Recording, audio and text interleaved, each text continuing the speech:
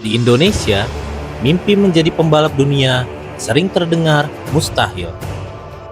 Lintasan MotoGP terasa sangat jauh, biaya mahal, persaingan brutal, dan hanya sedikit yang berani bermimpi sejauh itu. Namun, seorang anak kecil memutuskan untuk mencoba. Namanya adalah Veda Ega Pratama. Sebelumnya, klik like, subscribe, and notification-nya dulu ya. Sejak kecil, Veda sudah akrab dengan suara mesin, bukan suara mainan, bukan suara game, tapi suara motor balap sungguhan. Di usia ketika anak lain masih belajar bersepeda, Veda sudah belajar mengendalikan motor mini. Lintasan kecil menjadi taman bermainnya, aspal panas menjadi sahabatnya, dan kecepatan menjadi dunianya. Tidak ada yang instan, tidak ada jalan pintas, hanya latihan, latihan, dan latihan.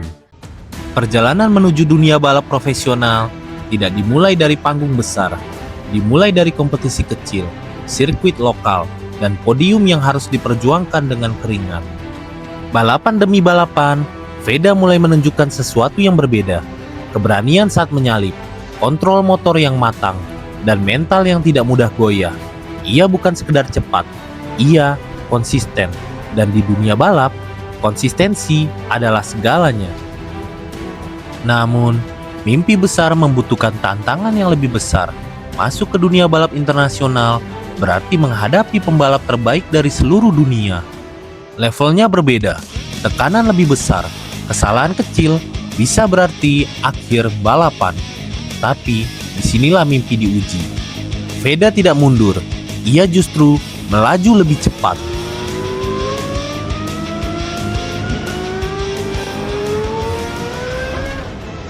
Ia berkompetisi di balap internasional dengan membawa bendera merah putih di pundaknya. Setiap kali lampu start menyala, ia tidak hanya balapan untuk dirinya sendiri.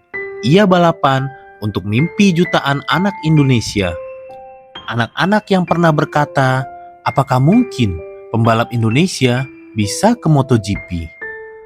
Balapan bukan hanya soal kecepatan. Ini tentang keberanian mengambil resiko, tentang bangkit setelah jatuh, tentang kembali ke lintasan setelah kegagalan. Setiap pembalap hebat pernah jatuh, dan setiap kali Veda jatuh, ia memilih untuk bangkit lebih kuat.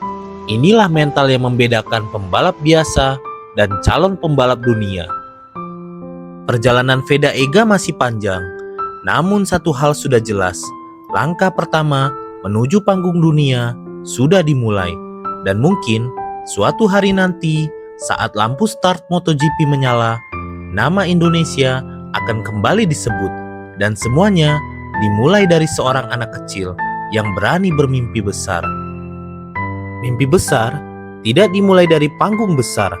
Mimpi besar dimulai dari keberanian untuk mencoba, dan kisah Veda Ega Pratama baru saja dimulai.